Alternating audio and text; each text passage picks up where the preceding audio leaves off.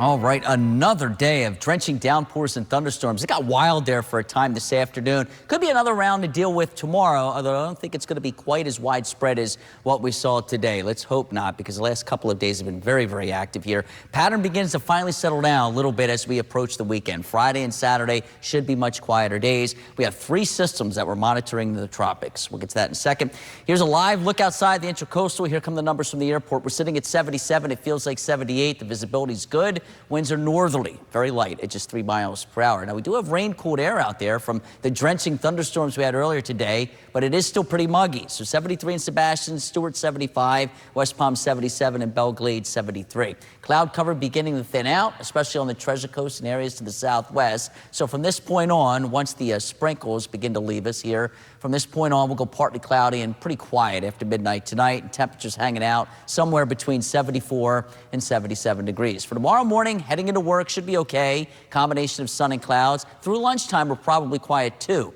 And then things get going right around 2, 3 o'clock in the afternoon, just like they did today. Some of the thunderstorms will produce those big drenching downpours and gusty winds again. Heat index numbers close to 100 degrees almost area-wide. For the boaters, same general idea. Afternoon showers and thunderstorms. Seas of 1 to 3 feet and easterly winds at just 5 to 10 knots. Light chop for the Intracoastal. Beachgoers tomorrow, watch the rips. We do have a high risk of rip currents from the border here, Jupiter, the border of Martin and Palm Beach County north, all the way up through the Space Coast. So just make sure that you're only swimming on guarded beaches. Okay, to the tropics we go. So Gabrielle was leaving us. These are the 2 tropical waves that are going to need to be watched. This one has a 70% chance of developing over the next 5 days. This one has a 90% chance. So let's take a look at this one first. Right now, the modeling actually takes it to the northwest, and it should move on a very similar track to what Gabrielle just did. All right, so maybe it comes close to Bermuda, and then it hooks a right, and it goes over the open waters of the Atlantic.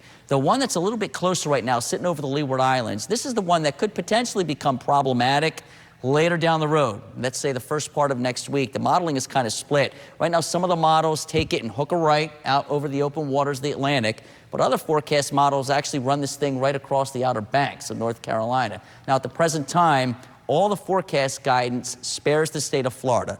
So let's keep the fingers crossed. Hopefully it plays out that way and we miss out on both of them. But that second one, that's going to be a little too close for comfort. We're going to have to watch that one closely. Here's the first alert 7-day forecast. 90 for tomorrow, afternoon showers and storms. Thursday, still a chance of showers and storms. Both of these days feeling like 100. Finally, Friday and Saturday, things start to settle down a little bit. We start to dry. Sunday could be busy with afternoon thunderstorms. Next week looks quieter.